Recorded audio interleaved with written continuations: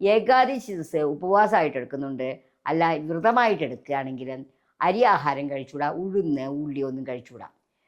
ഗോതമ്പിൻ്റെ ആഹാരം കഴിക്കാം, ഗോതമ്പിൻ്റെ ചപ്പാത്തിയൊക്കെ കഴിക്കാം. അരി ആഹാരം ഉള്ളിയൊന്നും കഴിക്കാൻ പാടില്ല. ഉച്ചയ്ക്ക് ഉറങ്ങരുത്. അന്നും പിറ്റേ ദിവസം ഏകാദശി വ്രതം 3 ദിവസമായിട്ടാണ് വരുന്നത്. തലേദിവസം ദശമി തുടങ്ങി നമ്മൾ വ്രതം എടുക്കണം. ഏകാദശി ദിവസം വ്രതം എടുത്ത് പിറ്റേ ദിവസം പാരണ വീടിക്കഴിഞ്ഞാലും അന്നത്തെ ദിവസം ഉച്ചയ്ക്ക് ഉറങ്ങാൻ പാടില്ല. ഉച്ചയ്ക്ക് ഉറങ്ങിക്കഴിഞ്ഞാൽ നമ്മൾ എടുത്ത വ്രതത്തിൻ്റെ ക്ഷീണം, പുണ്യം കുറയുന്നു. ഇപ്പോൾ ദ്വാദശി നാൾ നമ്മൾ ഊണൊക്കെ കഴിച്ച് കഴിയുമ്പോൾ സ്വാഭാവികമായിട്ട് ഉറക്കം വരും. പക്ഷെ അങ്ങനെ നടക്കുകയോ ഇരിക്കുകയോ ഒക്കെ ചെയ്ത് നമ്മൾ ആ ഉറക്കത്തിനെ കളയണം. സന്ധ്യയ്ക്ക് വിളക്കറിഞ്ഞിട്ട് നമ്മൾ ഉറങ്ങാവും. ശിവരാത്രിക്കും അതുപോലെ തന്നെ. ശിവരാത്രി വ്രതം എടുക്കുകയാണെങ്കിൽ ഉപവാസമായിട്ടെടുക്കാം, ഒരിക്കലായിട്ടെടുക്കാം. ഉപവാസമായിട്ട് ഈ മഹാദേവന് അഭിഷേകം ചെയ്ത കരിക്ക് സേവിച്ചാണ് നമ്മൾ വ്രതം പാരണ വിടുന്നത്. പിറ്റേ ദിവസം നിലവിളക്ക് കത്തിച്ച് സന്ധ്യയ്ക്ക് വിളക്ക് കത്തിച്ച ശേഷം മാത്രമേ നമ്മൾ ഭക്ഷണം ഇങ്ങനെ ചിട്ടയ്ക്ക് എടുത്തു കഴിഞ്ഞാൽ നമുക്ക് ഐശ്വര്യമുണ്ട്. വെള്ളിയാഴ്ച വ്രതം എടുക്കും ധനം ഉണ്ടാവാൻ വേണ്ടി.